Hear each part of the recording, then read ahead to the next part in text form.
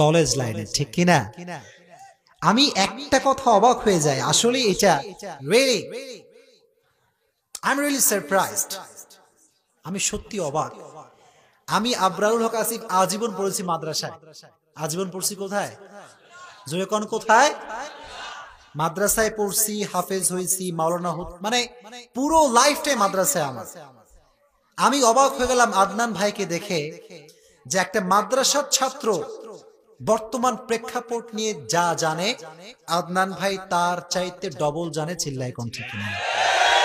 কথা ঠিক না ভাই? ঠিক। মানুষের যদি আপনি গুণটা বলতে পারেন, আপনার সম্মান কি কমে যাবে না বেড়ে যাবে? বেড়ে যাবে না কমে যাবে? আজকে আমাদের মাঝে স্টাডি এবং গবেষণার অভাব। চিল্লায় কোন ঠিক কিনা? আমরা কথা কই যেইটা শ্রোতাও বোঝে না, বক্তাও বোঝে না। চিল্লায় কোন ঠিক কিনা? কথা ঠিক না ভাই? ঠিক। আদনান ভাই এটা প্রমাণ করেছে যে বাংলার মাটিতে সুর ছাড়াও কাটা কাটা ওয়াজ করা যায়। একটু জোরে কোন ঠিক না ভাই? ঠিক। একটা সময় ওয়াজ মাহফিলের মঞ্চ ছিল এরকম, যে এখানে সুর ছাড়া বক্তা স্টেজে আসতেই পারবে না। কথা ঠিক না ভাই? ঠিক। কিন্তু এখন আদনান ভাইয়ের দ্বারা এটা প্রমাণ হয়ে গিয়েছে যে কাটা কথা যদি আপনি বলতে পারেন এবং সেটা যদি যৌক্তিক হয়, বাংলার মানুষ কান খাড়া করে শুনতে প্রস্তুত। চিল্লায় কোন ঠিক কিনা?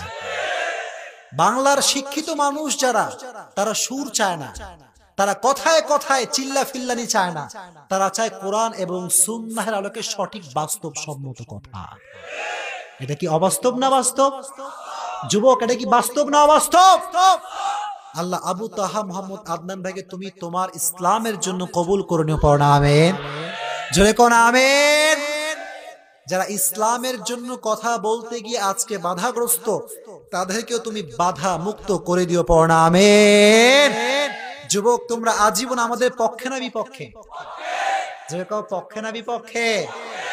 যদি পক্ষে থাকতে চাও, আমাদের কথা মানা যাবে ইনশাআল্লাহ?